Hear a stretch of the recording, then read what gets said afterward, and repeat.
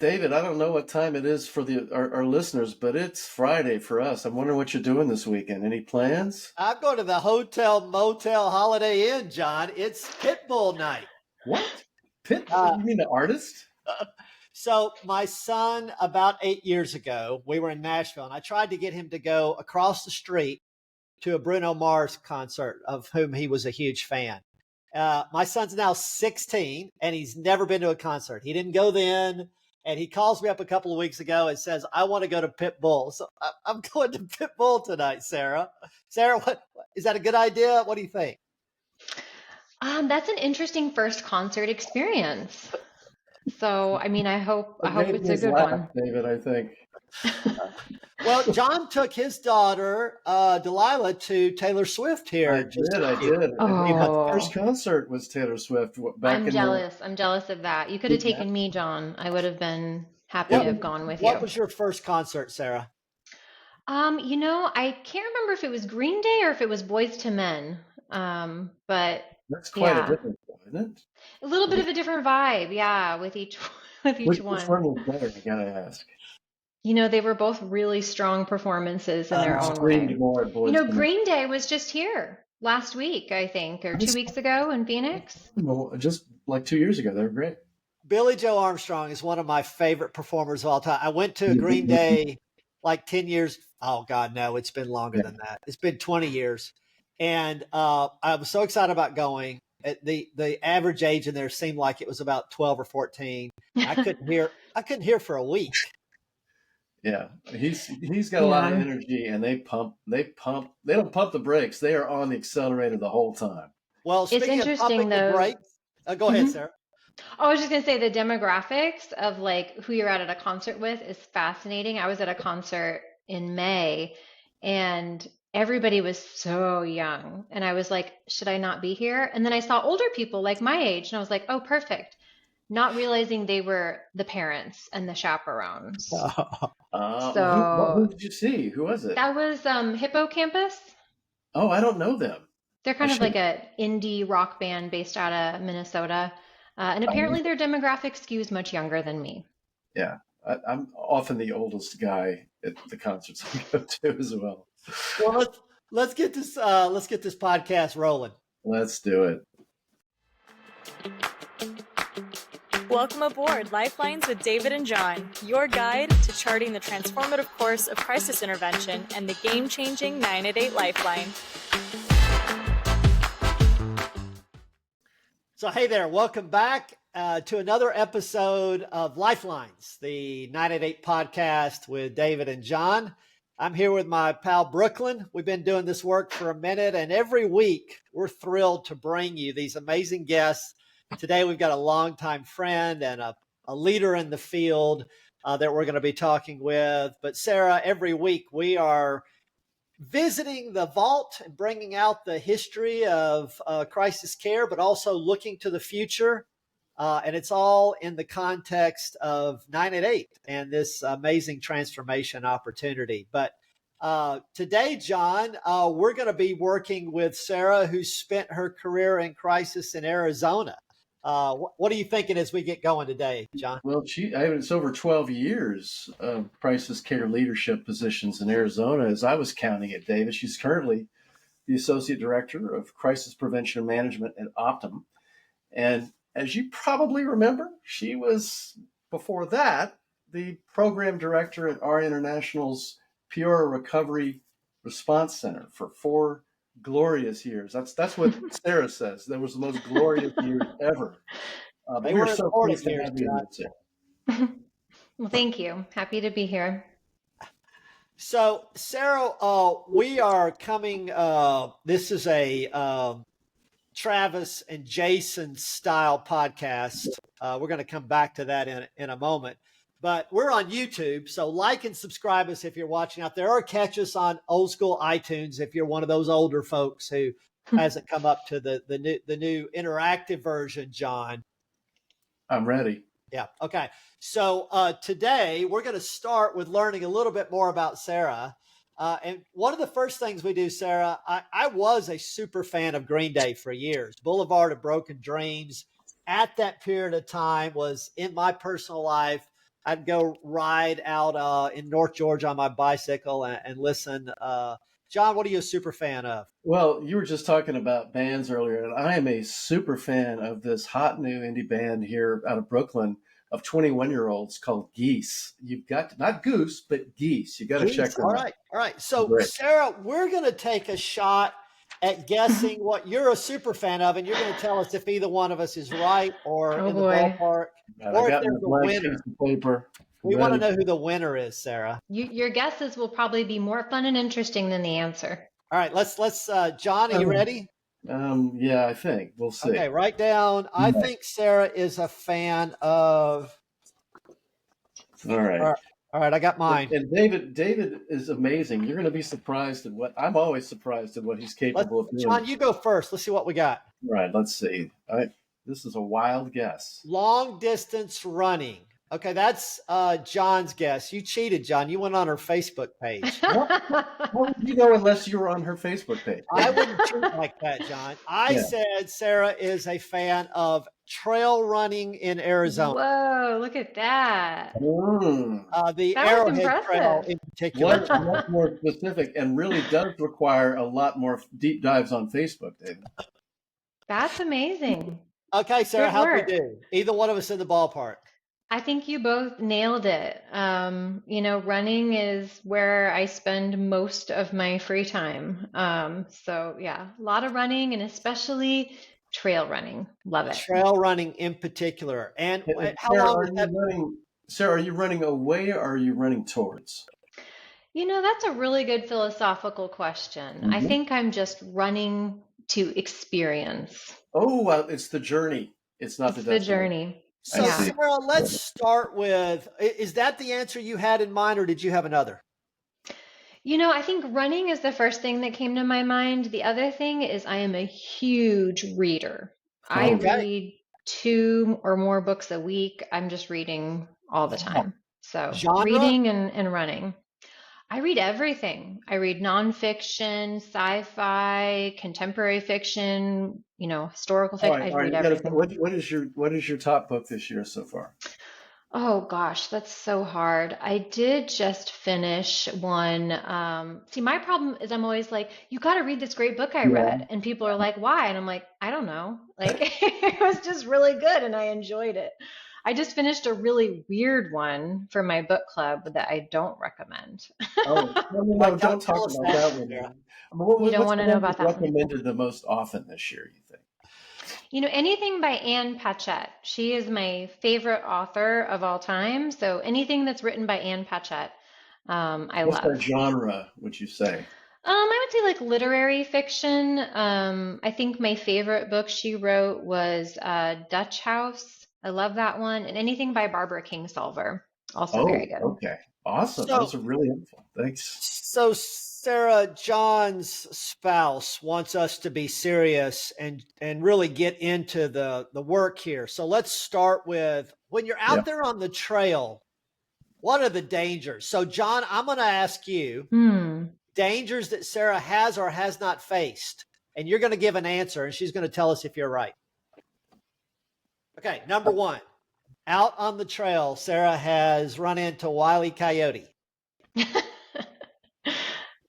I don't think that happened. I'm going to say it has happened. Yeah. I mean, it's a coyote or a coyote. It's a coyote. A coyote. Mr. Coyote. Yeah. I mean, it would be a bummer of a trail run if you didn't see at least one. Absolutely. Yeah. They're, I'm sure, all over. They're shy, but they get out there. So we're 0 for 1, John.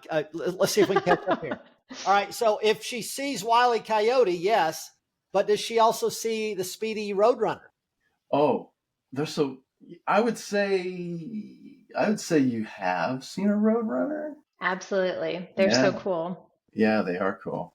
All right, John, this one for sure. I'm going to say Sarah has seen been threatened by a jumping cactus. Yes or no? A jumping cactus. A jumping cactus. Well, you say threatened by? I mean, Yes. they do actually jump at you? That's the question you have to answer. Yes or no? I'm going to say, are you kidding me? No. Especially oh, this is 100% true. Definitely the teddy bear cactus, the ones that have like the chunks that pop off at you. Oh yeah. It's Well, how did they threaten you, Sarah? Please tell me. How did? Well, I feel like it's a threat if a cactus thorn goes through your shoe. Okay, all So right. the way the cholla works, John, is it Sarah's describing these little balls. They come off and they roll. And I they see. call it jumping, but you'll look down and one is up into your ankle. I see. They come all over. It's surprising because you'll think it's a very clear path, and then all of a sudden there's a bunch of them in it. Wow. So That's Sarah, weird. I don't know the answer for you on this, but John's going to guess. She has played rattlesnake roulette on the trail, John. You've played roulette. I'm sure you've had to get by one or two at some point. Absolutely. Definitely. Yeah. So Sarah, you're 4 for 4 on these. I'm going to say no on the Gila monster. Have you faced the Gila monster? No. Now I have my little Starbucks cup, and it has a Gila monster on it. Is this right your here. guide? Is this you were just going through the Yeah. picture on the cup? The whole time. Yeah. But You I didn't have. say Javelina. You have Oh, seen that? that is No. amazing. Yes. Oh my. Yeah, sometimes you get several, and especially when they get a little threatened, they do that clicking noise. Yeah. Look at they typically travel in packs, right? Yeah. So Javelina for sure, and then wild burros. No. Oh, wow. Yeah, they are so cool. Especially I'm on the west side, so up in like the Lake Pleasant area, you can sometimes run into the wild burros out there, and they're so cool. Okay, last one, Sarah. Tarantula. Thank God, no, just scorpion. So Oh, yeah. not down in this area, John, but I was up in Sedona for a conference one time driving along, and there was one, it had to be this big crossing the road, and it just made the hairs on my arm stand up. And I'll just tell you, I was at a campsite at night in Belize, and we noticed the entire ground was moving because all of the tarantulas come up out of the holes at night, and all of them go hunting together as an army. There was an army of tarantulas. It was just that's terrifying. terrifying. That is the stuff of nightmares, John. Indeed, yes. Well, we hooked it back. I'm so thrilled to have Sarah on today. Sarah, we've known each other for a number of years, and you've been working, as John said, in this crisis space for quite some time. But John, before we jump into it with Sarah, we do come to the audience by virtue of the sponsorship of Behavioral Health Week. So tell us a little bit about our sponsor, and then we're going to jump into today's program. Because Sarah is an expert in crisis prevention and management. She knows how important staying connected to people in crisis is, David. And I know that you are very passionate about that kind of thing, Sarah. So BHL Platform provides the technological communications infrastructure to keep your people in crisis connected to care, starting from the call center's greeting to the mobile crisis visit to their connection to outpatient care or a bed at a crisis receiving facility.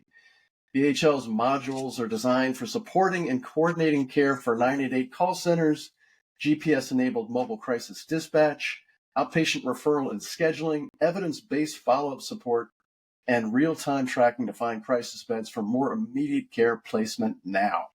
If you want to learn more about the state-of-the-art software provided by BHL, just check us out at behavioralhealthlink.com. David? All right, John. So we're going to get into the actual interview segment now. No, we're not. We're going to do another interactive. It's time for an over-under. I'll leave the room because she doesn't want any of this play stuff. Over-under. Sarah, you know what an over-under trivia question is? I think so. So I'm going to ask John a question. He's going to give a number, and you're going to say it's higher or lower. We're actually going to do a couple of these. And it relates to 988 and the National Suicide Prevention Lifeline that came before it. But John, the routing of 988 has been based upon your area code. Yeah. But when somebody moves, they get their U-Haul truck going, a lot of times they take their cell phone with them. So that's what I did. I've lived in Arizona for 15 years, but I got an Atlanta 404 on my cell phone. Mm-hmm. What percentage of people, according to the robots, John, have a cell phone with an area code that's not where they live? I'm going to say 20%. 20. Over or under, Sarah? I think it's more than 20. So overall, it's actually under. As we talk about the whole of society, it's about 10%. But here's the follow-up. This is where Sarah may have been going, is in a metropolitan area, it tends to be higher. That's, of course, what I meant. Yeah. So, Sarah, you take a guess at Washington, D.C. You actually live in the district. What percentage of the time is your area code not from Washington, D.C.? I think there's a lot of folks that would commute. My dad for many years lived in South Carolina, but worked in DC. So, but this is, you actually live in DC. You live there in DC proper. Correct. So what percentage of them have a non-matching area code? Correct. So they moved there and brought their cell phone with them. Well, you said in a metro area, it's higher than the 10%. DC is definitely metro. I'm going to say 25. I would say a little bit over. I was thinking more like 30%, maybe 3 times the amount that we see today. Yeah, so it's way more. And in metropolitan areas in general, it's way higher. But in DC, they say it's 55%. Wow. Whoa, majority. Sarah, you've always lived in Arizona?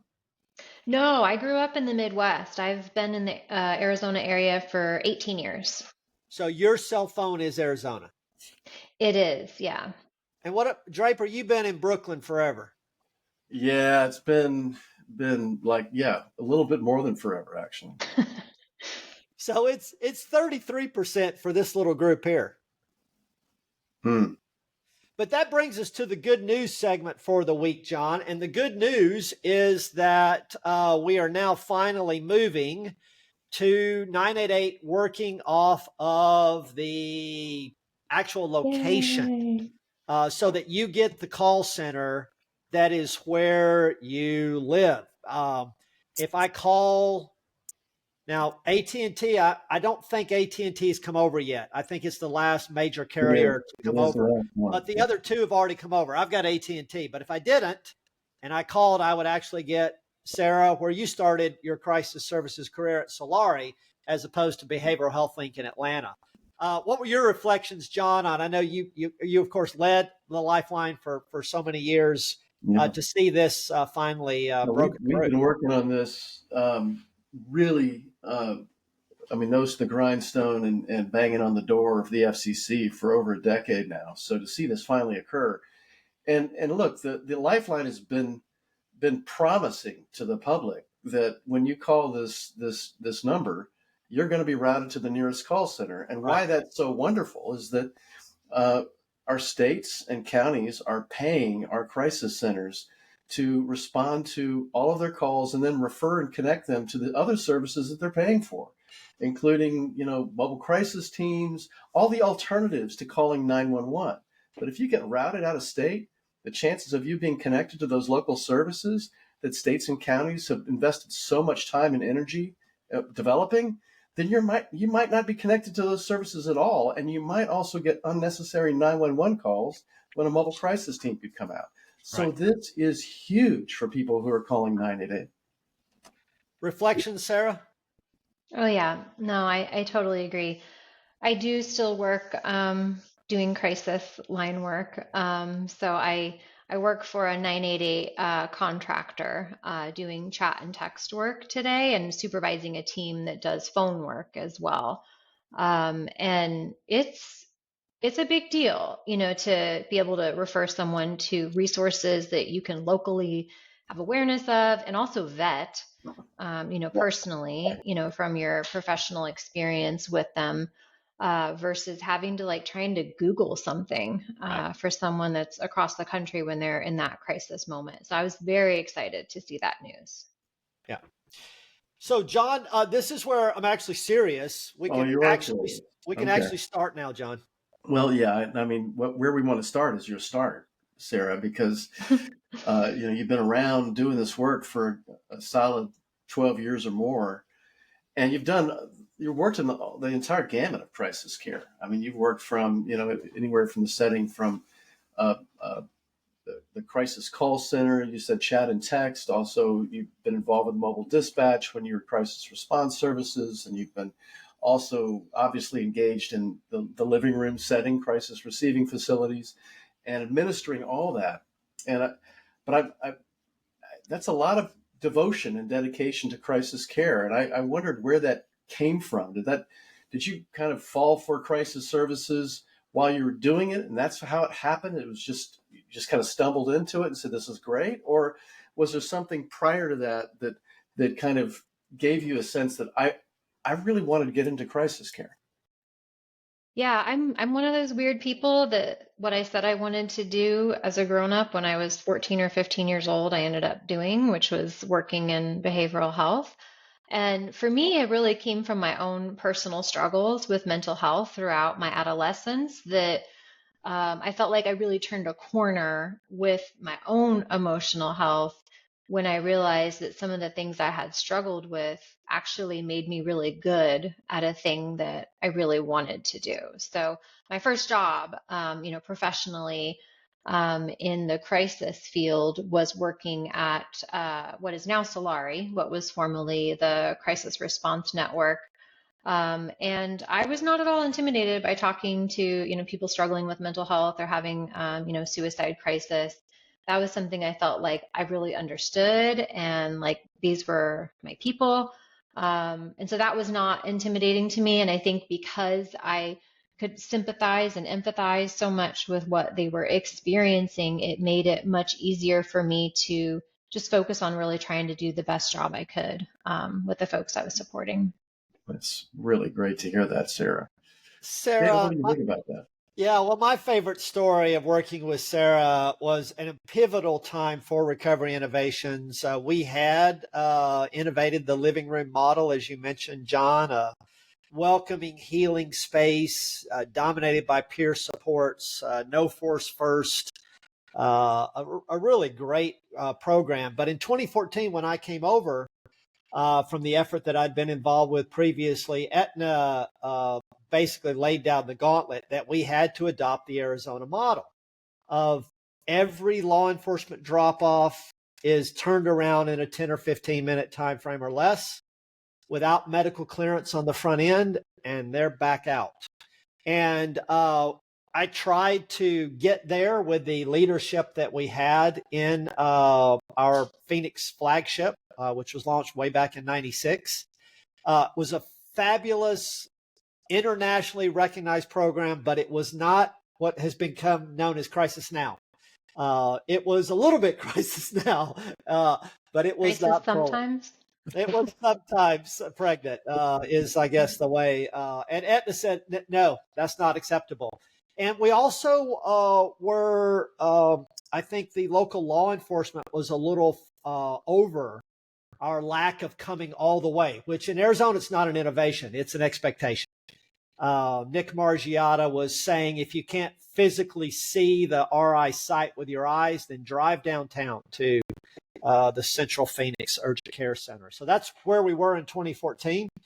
And I was throwing up my hands with the leadership was there. They just couldn't see their minds around what is actually a very significant transition. And we didn't have the funding to support the kind of nursing and doc engagement that's required. We didn't have the staffing capabilities. But I needed a leader. And Leon Boyko, who was one of the senior leaders with Recovery Innovations, said to me, I got an idea. And Sarah, tell that story of coming over. And you, in my mind, you single-handedly fused the Crisis Now Arizona model with our living room. We did not give up our living room approach, but we went to this new model. And man, that was, how long did that take, Sarah? And what was that like for you? Ooh, I feel like the first year I was there, it was kind of an uphill battle. I think after 6 to 8 months, we were really feeling kind of the change. And, we were having officers actually drive folks even when they were closer, to another option, driving them to us because they were having good experiences. And even more so, the people receiving care were having good experiences. And so at times they were requesting that. But it was fortuitous for me. I was ready to go away from call center work. I really wanted to go back to face opportunities to work with people. And this sure was face to face. It was it was a lot. It was intense at times, but we had some really strong allies. Some folks had trouble with the transition, but I think the real kind of guiding principle we had with that is we believe that we provide great care, and we need to make sure we're not providing it only to certain people that check certain boxes. We need to be willing to provide this type of care to anyone at any time, always. John, one of my favorite stories of that is once you accept everybody, then you accept everybody. Yes. And we pulled the Band-Aid off December 2014 or so. I don't remember exactly when you came in, Sarah, but I think November. Yeah. So that's when we said, okay, and early on, Sarah, that approach was tested by a person who could carry a double wide refrigerator on their back, probably with ease. So, Sarah, you were the administrator for a program, 100 staff, large program. We'd have 15, 20 law enforcement drop-offs per day, John. So this is high volume. Sarah's the administrator, but Sarah, on this particular night, you were called and you came in. So tell that story, if you would, of are we going to be this Arizona model or not, and how you handled it? Yeah, I think where the rubber meets the road is sometimes those extreme cases of can you do it even now? And there were a number of times where I would get a call in the middle of the night saying, I know you said take everybody, but I don't know about this one.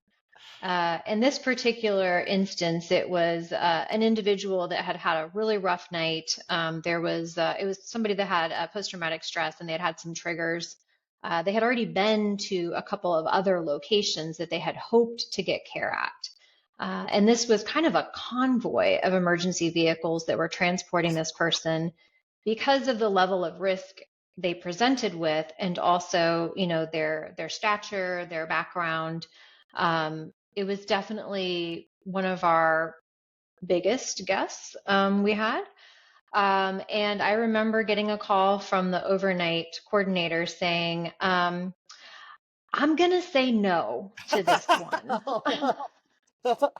And of course, no is not in our vocabulary. We don't say no. And I didn't feel like I could just say that over the phone and not put some skin in the game. And so I, rolled out of bed and showed up at whatever, dark 30 that was. And, met this individual who was kind of coming off of some significant trauma that had happened that night.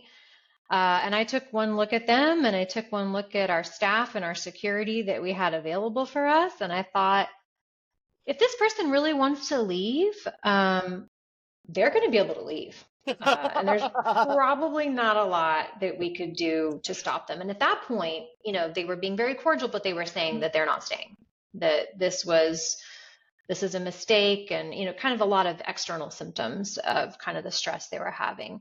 And so I remember they were sitting on a bench, and I came over and I sat down next to them. I asked if I could just sit with them for a second.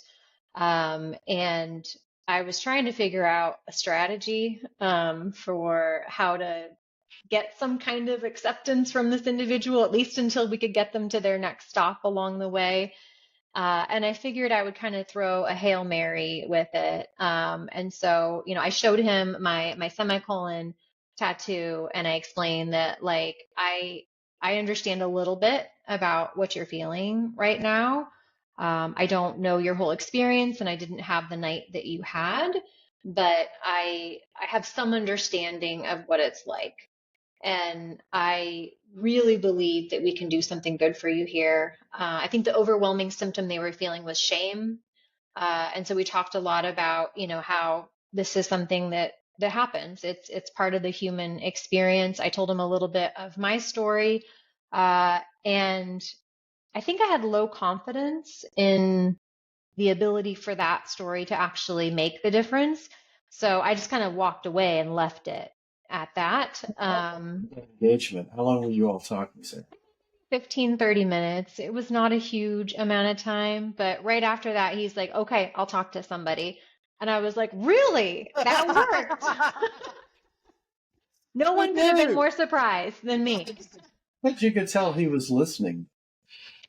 Yeah, I think there's something effective, and I do this a lot with my teenage boys of kind of a parallel intervention. We're both looking out at the room. We're not looking at each other. It's not an intense engagement. I'm talking. Hopefully you're listening. Maybe you're not, but I'm not gonna bore into you and force you to look at me and that kind of thing. And thankfully it worked. Sarah, I remember a couple more details. Tell me if I got these right or not. When you said he was on a bench, he was out. He'd gone outside of the program, which is not something we did. And you smoked a cigarette, or he smoked a cigarette, which was not something we did. Am I remembering that correctly?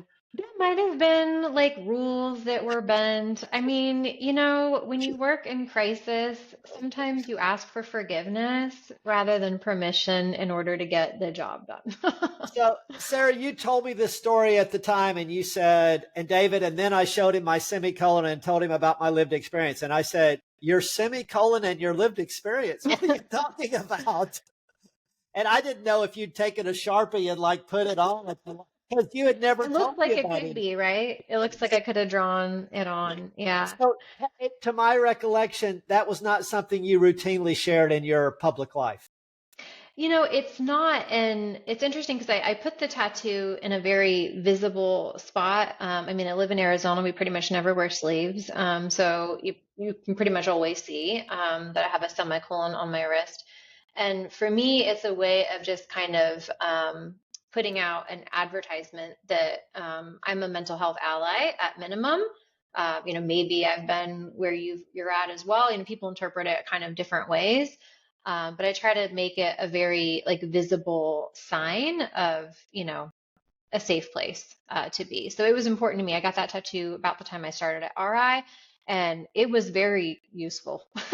There's a lot of folks that would comment on it, and it would be a good conversation piece. And Sarah, you're working in a setting where there's a number of peer supports, but what is unusual and really important for people to hear, I think, is that the professional staff, and obviously peers are professionals, but the non-peer professionals, Dr. Brian Mashar, who's been on here before, did an evaluation of the Lifeline and found out that one of the most important things that the call takers were doing on the phone with people, and they were told not to do, is self-disclose.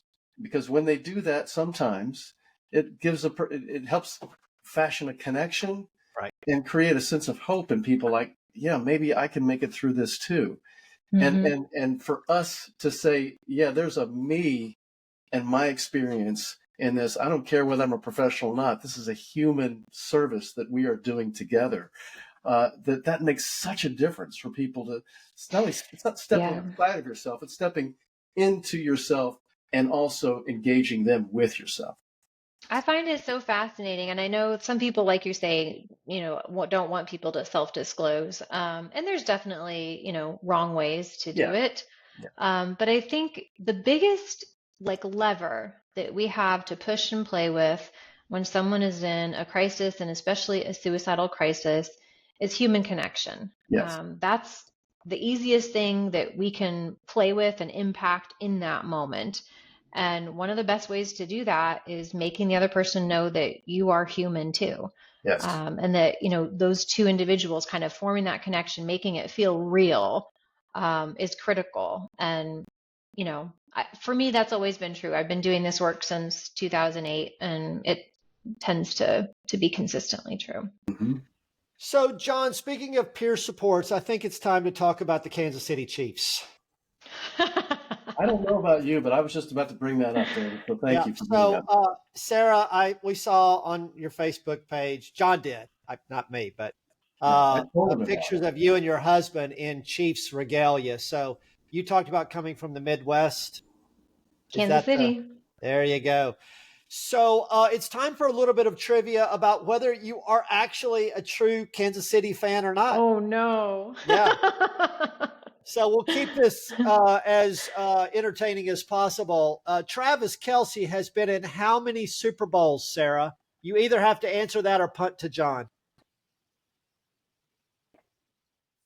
I'm going to say 3. John Draper, 3. It's 4. 3 wins and a loss. Oh. I would have said 3, Sarah, but the answer is actually 4. Travis's brother played what position for the Philadelphia Eagles? Oh, gosh. Of course you're going to ask about Jason. He's much bigger. He's a big guy. He's the one who came out of the... He's a wider guy. He came out of the booth and he showed his belly and he upstaged Taylor Swift. Is he like a defensive tackle? You're close enough. He's a center right there. Okay. Woo. All right. Sarah, you're 0 for 2. I'm going to hope on the I just need it to be known, though, that in my heart, I am a Chiefs fan. Well, yeah, but we need some action to prove that. So here's another opportunity. Mahomes is going to help me with this one. Catching Kelce was a documentary about Travis's record-breaking tight end performance in Super Bowl 54 in 2020 against the 49ers. No, it was like that dating show, wasn't it? It was that dating show. About it. Okay, all right. I know a little bit about Taylor's boyfriend. Yeah. Okay. Over under, Sarah. You do the number this time, and John does the over under. Travis and Jason recently signed a 3-year deal for their podcast New Heights. Oh. How much were they paid? I have no idea what podcasts go for. I'm gonna just make a wild guess. I'm gonna say $5 million. Oh, way over. Okay. $100 million. What? Why does he even play football? Who has offered us any money for our Lifelines podcast, John? Well, I mean, the week is not over yet, David. So. Okay, last one, Sarah. Travis's acting debut in the FX and Hulu crime thriller Grotesquerie received Tom Brady announcer-style mediocre reviews. True or false? You're making me think. I was just looking on Hulu the other day, and I was like, that almost looks like Travis Kelce. So that really was Travis Kelce? Yeah. So he actually did really poorly from the reviews, that his acting debut was not great. True or false? I would agree with that. John? I haven't read about it, but gosh, I would say, of course he wasn't good. So I would have bet $100 million he wasn't good if I had it. He actually got good reviews. Travis, he's got what it. What I read can this he morning. not do? I mean, right, Sarah? I mean, come on. That's not fair. I mean, I guess it depends on the role, right? The review I read, John said, this isn't Emmy winning, but it was pretty good. Yeah, okay. Well, I could believe, but I was basing it off of his commercials. He's not super convincing in commercials. He's not very good in commercials. So you neither is my homie over here either. He's not the best in commercials either. But Andy Reid's good though. I gotta say, Andy Reid he's excellent in commercials. I think there's a reason they have a different day job. Yeah. Well, but that day job's coming to an end. So, or eventually. Hey, John, you were also thinking about some other disciplines and Sarah's experience in crisis care. Just listen to everything you were talking about. You've done so much work in this area, and I was hearing you say that connection is the most important thing. And I believe that. And I imagine that that's probably, if you had to choose one thing that you wanted to teach up and coming crisis professionals, because you're not just an administrator, you're very much a clinical practitioner. I would assume that that is probably what you would want to teach them first. Is that right? Yeah, I think so. Honestly, probably one of the pieces I coach my staff on most often is it's not all on you. You are not single-handedly, responsible for what happens next. I think that sometimes we can put a lot of pressure on ourselves as professionals, and doing that a little too much, I think, can lead to some burnout. And so kind of remembering that, it's a team sport, that there's a lot of kind of ways to get that support, whether it's after the fact or in the moment. But also that ultimately your job is to be there and to make that connection. You can't give, someone without housing a house. You can't fix a relationship that somebody lost or their financial issues. But you can be there and you can be present and you can really listen. And it's amazing how few people out there really have somebody that can listen like that to them. And that's so true, Sarah. And for you, because you've worked in different settings, I'm wondering what setting were you most comfortable or felt best at making that connection and being there for them? I mean, whether it was crisis call or mobile crisis or the living room setting, where that face-to-face stuff, what feels easiest and best for you? I think for me, my happiest place is doing crisis calls. I love having that connection, but I also love being able to simultaneously be looking for resources and supports. And I think it kind of speaks to my like ADD approach to life that like I kind of like doing, I want to get it at like the worst moment. I want to do something really intense, like 2, 3 things at the same time, and then I want to do it again with somebody else.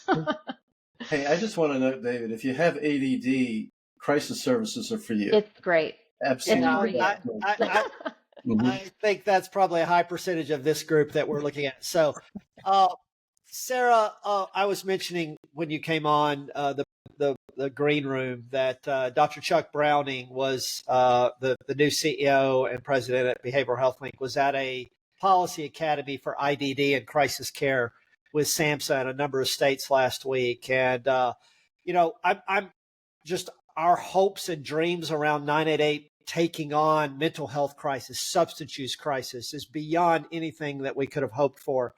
But now even moving into intellectual and developmental disabilities and autism, and because these are challenges, not the usual, there's common themes and yet unique challenges. And you've talked a lot about being a mom of a teenager with autism, working with law enforcement around those issues.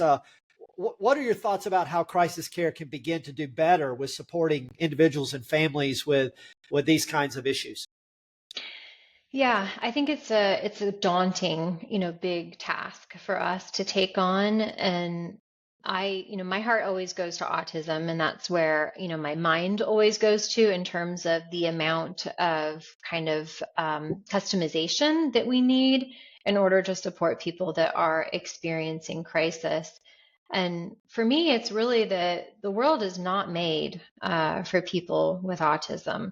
The crisis system in particular is also not made for people with autism. And I remember my days working facility-based care at RI and how overwhelming, a typical crisis receiving center can be for someone who has any kind of neurodivergence, but particularly for people that have autism and intellectual disabilities, and the amount of stimulation and change that's happening in those types of environments. And I think really we have to start with acknowledging that and understanding what needs to be different in order to create, again, crisis care that's for everyone, not for just the neurotypical.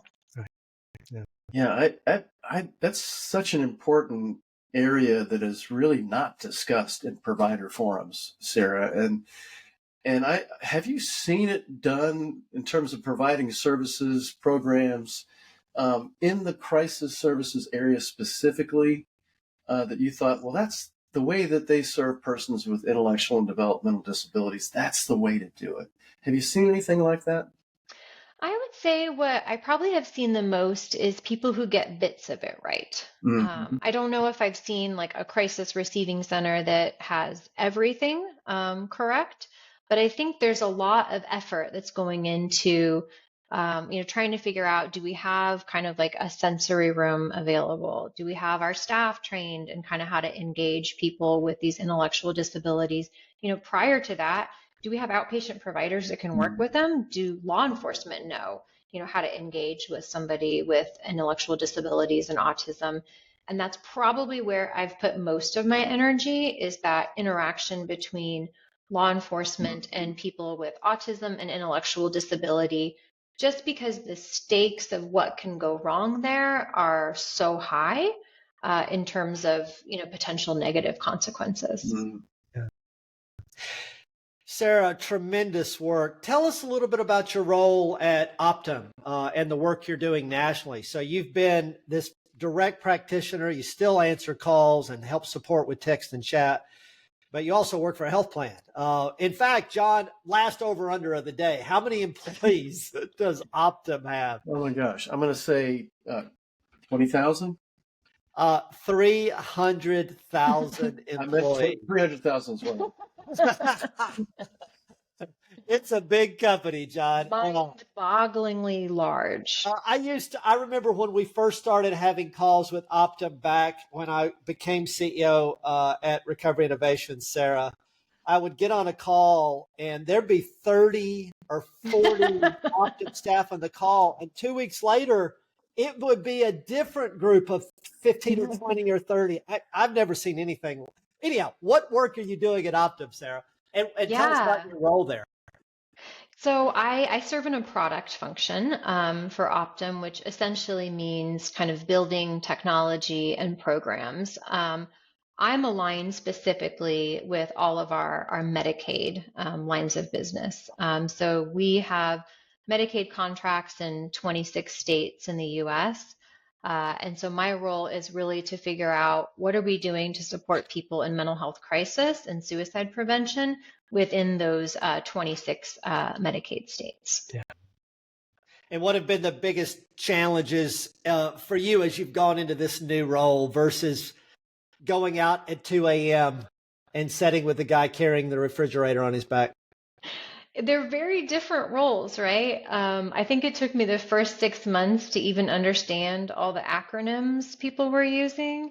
And I still get confused about the org structure because it's very complex and matrixed. But I said that, I'm supporting, Medicaid in 26 states, which means that is 26 versions of Medicaid and sometimes more. In an individual market, we may have a number of different contracts so it's 26 plus. Yeah. So I think with crisis in particular, the biggest challenge is keeping up with all of those states, as well as all the nuance and the changes that happen. But Sarah, did I hear you right in saying that you had a finger or two still in the practice pie regarding a 988 contracted crisis center? So you're still doing a little bit. Well, and really I did that because I didn't want to be designing mental health crisis programs without being someone who's delivering mental health crisis care, because I feel like I could very quickly lose my relevance and knowledge of what's happening with crisis. So I love being able to still take crisis calls. I do some like quality work as well, reviewing, crisis calls. And that really helps me to inform myself and kind of straddle that line between, yes, I'm a payer, but I also understand a little bit about what it's like to be a person receiving care and a provider. Hey, just want to note, David, Sarah again said there's love in crisis care. So again, if you have ADD or you're looking for love, crisis care is where to go. Mm. Yeah, you know what And I'm if you hearing. don't have ADD, we'll train you. What I'm hearing from Sarah is that she's got crisis in her genes, Yes. in her DNA, and I love it. So, last interactive segments, Sarah, tell us about your favorite. I see those running medals hanging behind you. What are your top running? So these are races or events. What are the top experiences you've had? Yeah, running is really a gateway drug. I feel like you start with a 5K and then you want to do a 10K and then you want to do a half marathon. So I'm at the point where my current addiction is trail 50K. That's like 50. my Did you say 50? 50, yeah. And I love the trail running community. Like they are so kind and chill and just like, they just want to be out there enjoying nature. Do you mean coyotes and roadrunners and rattlesnakes? Is Even that the coyotes and less so the rattlesnakes, but definitely the coyotes and the road So, runners. Sarah, running 30 miles on a trail, how often do you have cell service? Not very much. And how often do you have access to water? When are you carrying a backpack or? Yeah. So we carry, I carry 1.5 liters, and then I usually fill up again at some point, on the trail. You have aid stations. It's not like a road race where you have an aid station every 2 or 3 miles and there's a long line of porta potties and a whole bunch of stuff. It's kind of like somebody sets up a picnic table in the middle of nowhere and hopefully they have enough water for you when you get there. But yeah, I love the community and just the experience of pushing yourself to do something for that long and seeing what your body is capable of doing. wow? Love it. Love it. So, Fire. John, that brings us to the incredibly true tales of Behavioral Health Link. I'm ready for it, David. And we'd normally trying to go back in the vault and do something at least in some ways a little fun. Today, we want to talk about the impact of this terribly devastating Hurricane Helena that rolled up through Florida, but has had undue impact on South Carolina, Georgia, North Carolina, and more.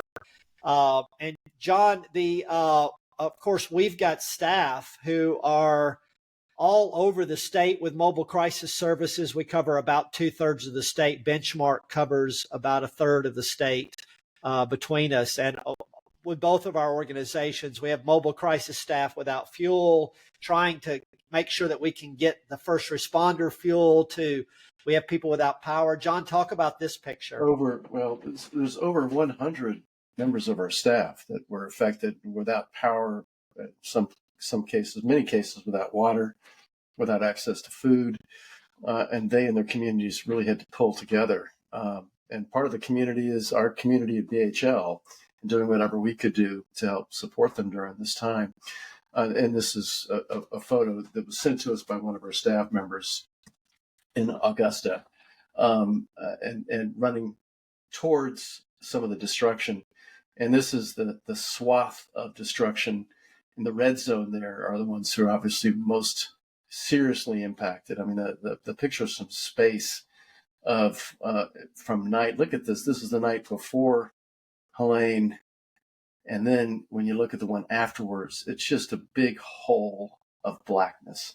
Yeah. The lights went out in so many homes, and our hearts have lit up for many of those. And let's keep them lit up for them because they need our support right now. Well, if you're one of our team members or anyone in this area doing this vital work, thank you. We appreciate you. These disasters are so challenging and heartrending, and also a time that crisis infrastructure lands up being leveraged for so much good. So, John, my business partner, founder of the company, Greg Graham, he passed away this spring, but his widow and my dear friend Harriet and many of our team live in Augusta. And outreaching them earlier this week, we were working on tax and accounting issues, and our accountant, Harriet and I were talking, he was without power, fuel, and food. So these are really challenging, and it's starting to come back, John, but excruciatingly slow. Well, what we've seen, and we certainly saw with Katrina, which is the only other disaster that comes close to this, it actually was a little worse, is that it takes months to get back to normal. This is not just see you next week. This is going to be a struggle for communities to pull together. They can and they will do it, but again, need our continuing support. I was saying to you earlier, David, back in 2012 when Sandy hit our area and hit the shores of New Jersey particularly hard, our friends on the Jersey shore, the husband of the couple said, I can't ever let this happen again. I've got to go to a place that's safe. We should move to Asheville. Yeah. So the reminder is that there's not a lot of safe places anymore. So, we not only need to do what we can to support people, but do whatever we can to do something about the climate issue, for sure. So, John, Sarah, that brings us to the plain truth. Let's do it, David. I grew up with asthma. Ever felt like you, John or Sarah, were having a hard time breathing? It's really scary when that happens. Right? It was March 11th, actually, of 2020. My family and I knew about the growing COVID-19 situation in Italy, but it hadn't fully spread across the U.S. yet. We figured that with everything going on and the news, people would stay away from Disneyland. So instead of flying, we drove, thinking we'd avoid the confined space of an airplane and we'd arrive to empty lines. But when we arrived, the park was absolutely packed. One thing stood out for me right away. Every single man leaving the restroom was washing their hands for a full 20 seconds. Sarah, you may not know this, but that was new.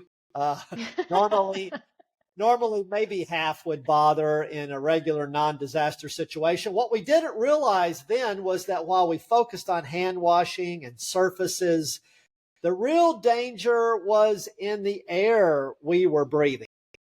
Now, in 2 weeks, nearly 900 of us will gather in Phoenix for a Crisis Con. I'll be giving a TED Talk, and I'm going to be celebrating. Sarah, you have those medals in the background for finishing these key races. I'm going to be celebrating all of us who led through crisis, leading crisis over the past 5 years. You get a medal for finishing a race. Now it's time for ours. And in many ways, we've just finished that race. Now, on our way out of LA, we heard Disneyland would close that Saturday. The first time since bereavement for President Kennedy's assassination in 1963 that the park had closed. The next morning, we held our first war room meeting to support COVID-19 disaster response. Within days, the world would shut down. Times Square emptied, store shelves were stripped bare, people panic bought toilet paper and hand sanitizer. It feels like a dream in many ways. We were searching frantically and globally for the N95 masks that were needed for our staff. And despite everything, we never stopped serving those in crisis face to face. It was a terrifying time. They kept coming. Yet during those first 40 days, our teams were very much driven by the understanding that there was a positive purpose, and that came with energy. In disaster, you do what needs to be done, and we pushed through. But by June, it became clear there was no finish line in sight. No one knew how long it would last. And it reminded me very much, John, of we were talking about Rose and I taking on scuba diving in the last few weeks, deciding to get certified. Yeah. And the first time I was in the deep end and my mask came off, I got water in my nose, I got it in my mouth, and the panic just was overwhelming. Everything was unnatural, not normal. And I had to acknowledge, though, that I actually could cough into the mask and I could still breathe. That was the only thing I could do, really, to get through. There was no timeline. I just had to stay in that moment, and I just had to breathe. Now, the cascading challenges over the next few months and then years were immense. The Great Resignation led to price gouging on registry costs to fill vital physician, nursing, and clinical vacancies. Referral volumes plummeted when police stopped transfers. Thousands of hospitals, primary care practices, behavioral health organizations were shuttered, went bankrupt. At one point, we at Recovery Innovations were losing $1 million per month in operations, and nothing in management that worked under normal challenging circumstances seemed to shift the trajectory during COVID-19. With government relief funding, we pushed out hazard pay bonuses. We couldn't afford it, but we could not afford it. We had to thank our teams for hanging on despite the fear and challenges. I'm going to tell the full story at CrisisCon, but we survived. In our documentary, Allie says that she didn't want people to tell her things would get better when she was struggling with suicidality, because they really weren't. Instead, she wanted to hear that she could do hard things. Yeah. And we kept breathing and we did hard things. I was on a plane coming back from a business trip just a couple of weeks ago and watching one of the old Mission Impossible movies. At the end, the team is sitting around the table and one of them starts, and if it hadn't been for, to which someone interrupts, dumb luck. Ethan asks, was it? I mean, he says, look, we were unprepared, in the dark, disavowed. The only thing that worked on that mission was this team. I don't know how we ended up together, but I'm glad we did. John, it's been a privilege working with you. And Sarah, you and I had a time to work together. It was a different set of challenges, but the team made all the difference. And look forward to sharing more when we're at CrisisCon. David, that's some plain truth. You know, I love what Allie was saying in your quote of it, which was, don't tell me it's going to get better. Just help me realize I can do the hard things. And as you've often noted too, and I think you concluded here, that those hard things are easier to do when you're doing it with other people. And this is a time when we need each other for sure. So thank you so much for the plain truth. As always, David, it stirs our souls. And thank you so much for joining us today, Sarah Blanca. You've been amazing. But thank you for having me. Well, we're so glad to have you, but that is it for us today. So you all just stay cool, stay anchored, and look out for the lifelines that we toss your way next week.